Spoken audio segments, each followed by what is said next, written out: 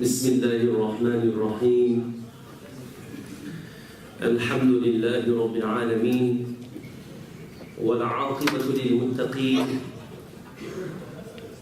والصلاة والسلام على أشرف الأنبياء والمرسلين نبينا ومولانا محمد صلى الله عليه وسلم وعلى آله وأصحابه أجمعين رب اشرح لي صدري ويسر لي أمري واحلل عقدة من لساني يفقهوا قولي سبحانك لا علم لنا إلا ما علمتنا إنك أنت العليم الحكيم اللهم صل على سيدنا محمد وعلى آل سيدنا محمد وبارك وسلم اللهم إنا نسألك علما نافعا وعملا صالحا ولسانا ذاكرا وقلبا خاشعا ورزقا حلالا طيبا مباركا يا كريم يا فتى يا أرحم الراحمين سبحان ربنا رب العزة عما يصفون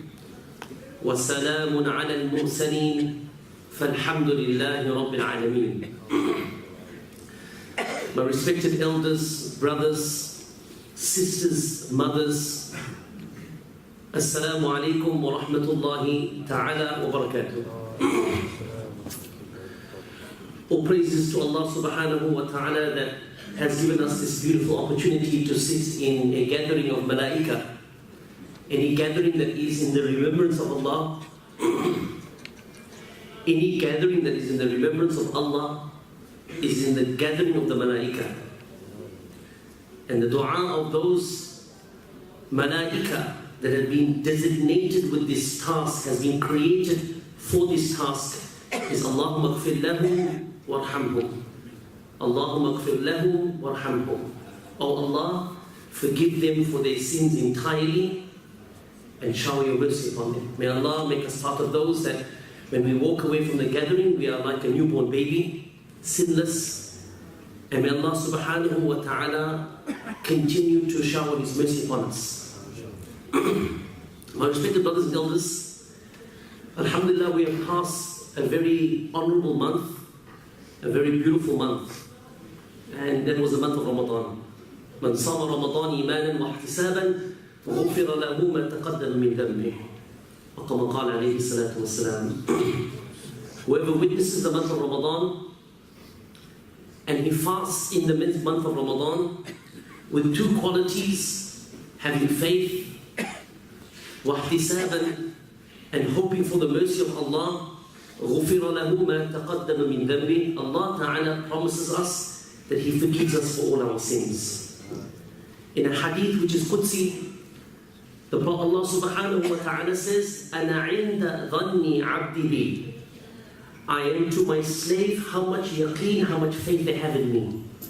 If they have 100% yaqeen, when I say something, it is exactly that, then Allah Ta'ala will give us qabuliyat, acceptance of 100%. If we are, what they say in Arabic, فَذَبَ بَذِينَ بَيْنَ ذَلِكَ, we are either here, neither there, we are doubtful, and Allah Ta'ala says, I will just give you doubtful back. So we need to have yaqeen, faith that Allah has left us in the month of Ramadan sinless. In the month of Ramadan, Allah has given me the opportunity to fulfill a particular task.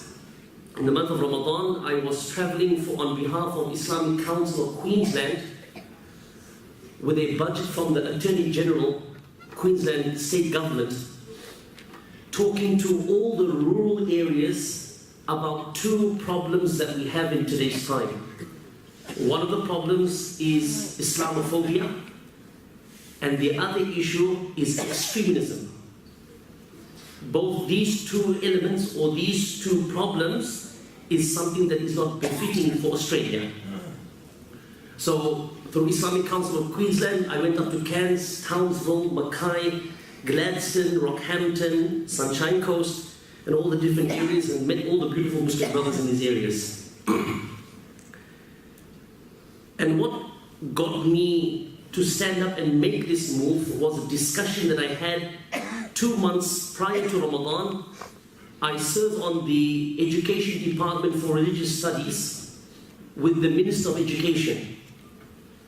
And the Minister of Education, in one of our meetings, he said to me, Imam, we have a brighter future here in Australia because now we have second generation Australians.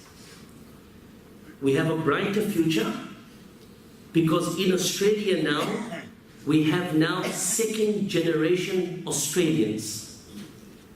So I said to him, Mr. Brenner, I don't see it as a positive. So he said to me, Imam, what do you mean you don't see it as a positive? I said, simple. The Muslims have been migrating for the last 100 years. For different reasons, different purposes, they have come to this country of Australia. Some were forced out of their countries, and in general for a better life. And when they came to this country, and they had children in this country, I am one of those products. I am second generation Australian. I grew up in Western Australia, myself and Maulana Akram. We grew up in Western Australia, and all we know is Australia. But we find that there is a conflict. Today's time they're blaming Islam. They're blaming the religion of Islam for extremism. But it's not Islam. Why? If you look prior to 90s, did you ever hear about a Muslim causing any harm to anybody else here in Australia or abroad? The answer is no. You hardly heard about the Muslims. You hardly heard about the Muslims prior to September 11th. So what happened? When we found migration happening to Australia, we loved the lifestyle, alhamdulillah. We got good jobs, alhamdulillah. But the mind frame was a very detrimental part. So when we were home, our parents practiced a life that they knew. So if I was Pakistani, I found that my parents would encourage me in ways, in urf, in customs that were Pakistani. And if we were Burmese, or we were Bangladeshi, or we were Fiji background, or we were Arab background, Egyptian, Jordanian, we found that the element of where we came from was the upbringing of our home. There's no problem with that. But this is where the problem is. When we went to school and we mingled with our friends, they never saw us as normal.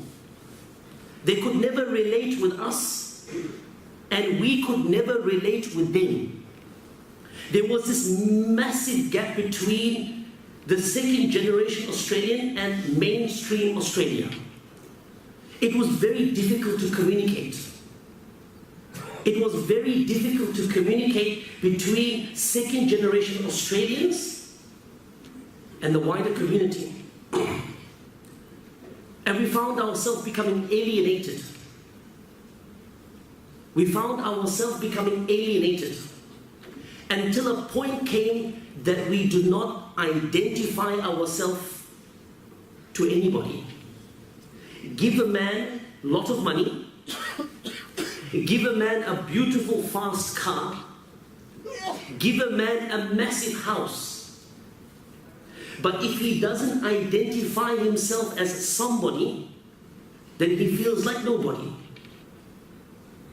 So we find that these extremism, these terrorist groups that are taking our youth out of the fold of Islam and taking them away from the Sunnah teachings of our beloved Prophet of Allah sallallahu alaihi wasallam, they understand the dynamics of these youngsters not having identity. So what do? If you watch these clips, what do they speak? You're my brother. You and I am you. We are together as one. We are Muslims. We are from the same Prophet. We have the same Quran. These people are against us. They never accepted you. You were never part of them. You had to do what you did to fit in, but stop doing what you did and you would not fit in. This is what these terrorist youngsters from overseas are bombarding our youngsters, and we haven't understood the problem. So watching these clips, having a look, and this is where they realize where we're going to get a youngster that is staying in an ideal home, in a beautiful house, with money, food on the table. He never had to worry about tomorrow's meal.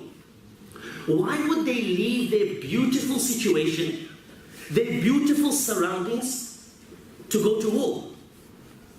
Because they've understood that even in this comfort environment, the one element that makes us who we are and gives us a sense of belongings is not found in those youngsters. And when I gave these speeches up country, up in North Queensland, the mayor of the towns, superintendents of the, they started to put things together and understood. Perhaps with the Hindus, why it's not happening with the Hindus is because they are undergoing many different type of obstacles and finding identification in different ways. The Buddhists are finding, the youngsters that are second generation, they are finding their identity in different ways. But it's the same problem. It's the same problem that we are facing. And that is why Islam is so beautiful and so understanding. And when I spoke to this congregation months ago, I spoke about what is ibadah wa ahsanul amal, and the best of actions. And the best of actions is the person that is courteous. And the ulama kiram give us the understanding what is courteous. And what was the answer? Never judge a person, understand a person. When we see a drug dealer, every single person of ours thinks, how dare you? How dare you provide drugs? Don't you see the hospitals? Don't you see the amount of youth and people that are dying, suffering? The consequences of your actions as a drug dealer? The reality is the drug dealer doesn't see the effect, he just sees the benefit of the money. He doesn't see the hospital full of his doings. Therefore, he continues to do the evil action that he does. It's similarly, Islam tells us, إِيَّاكَ وَالظَّنِّ إِنَّ بَعْدَ الظَّنِّ إِثْمٌ. Allah Ta'ala tells us that beware of suspicion. Beware of judging a person.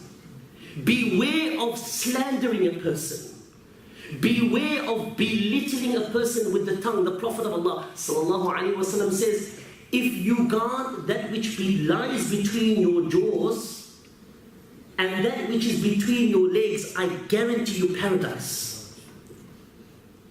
Because this here is doing the exact same effect of what the drug dealer is doing.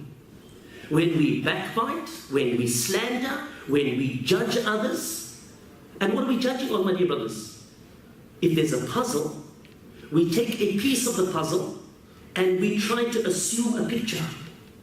We don't know the background of the problem. We don't know what is the circumstance and situation. All we have done is taken one piece of the puzzle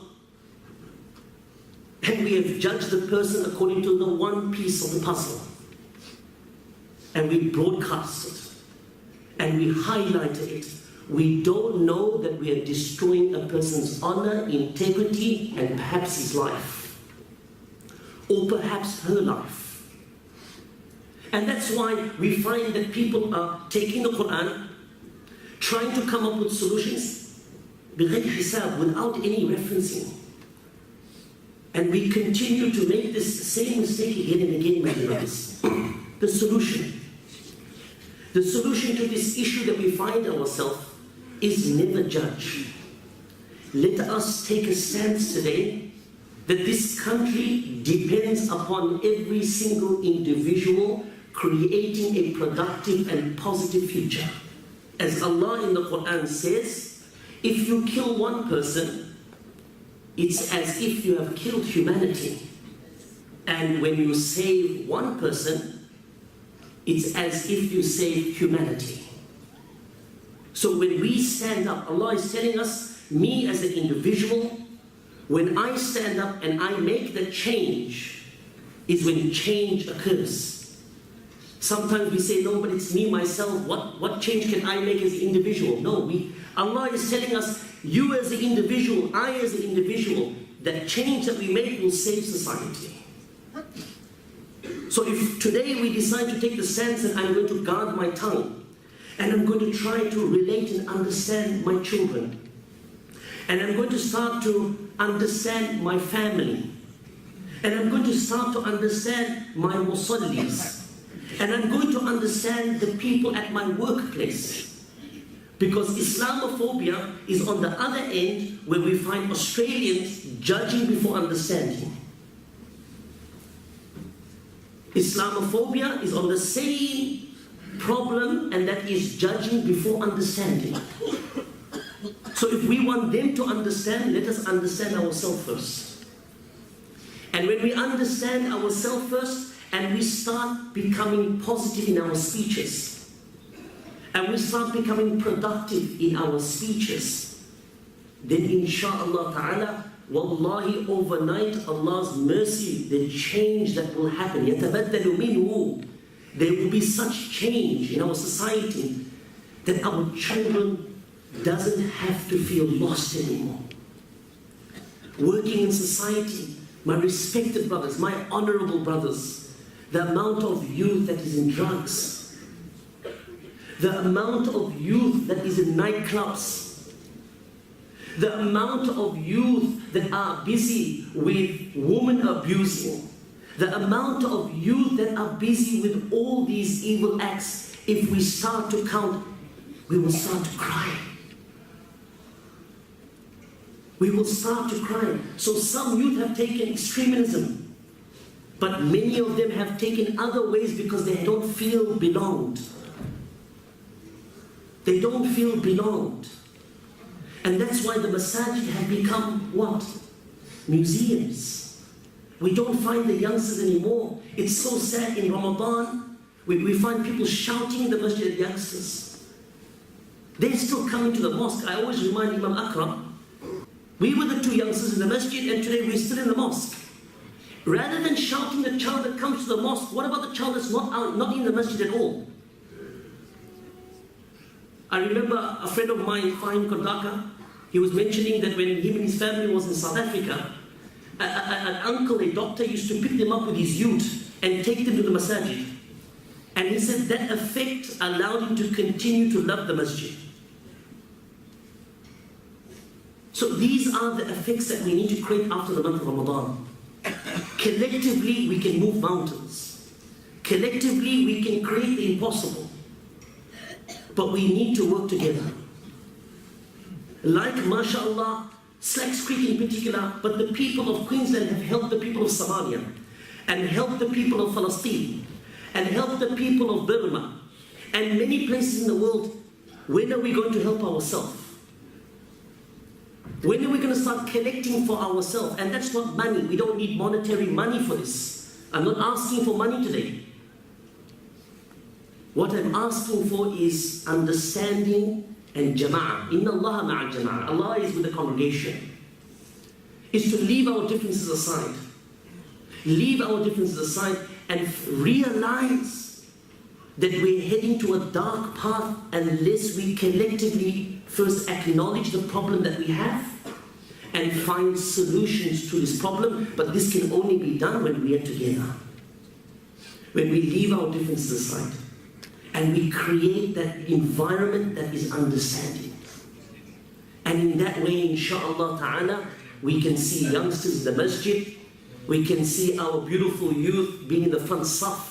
We can see our youth taking positions on Islamic Council of Queensland. We can see them on EPIC. We can see them in all these organizations, MCF. We can see all these youngsters taking the next step. May Allah subhanahu wa ta'ala make this a reality. May Allah subhanahu wa ta'ala allow us to work together.